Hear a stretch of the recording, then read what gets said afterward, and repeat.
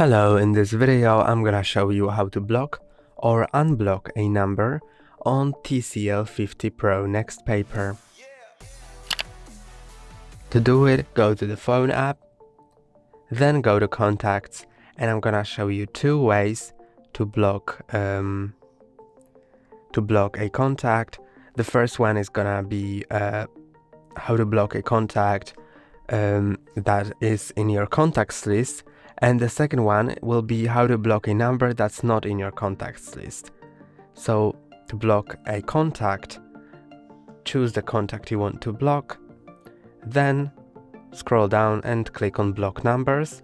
You can report them as spam. I'm gonna uncheck it and click on block, and to unblock it, click on unblock numbers, unblock.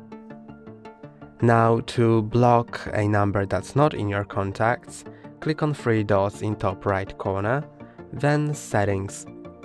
Then click on blocked numbers, add a number, and now you can type in the number that you want to block and click on block. Now this number is blocked. To unblock it, click on X, then click on unblock. That's all for today. Don't forget to like and subscribe. See you next time.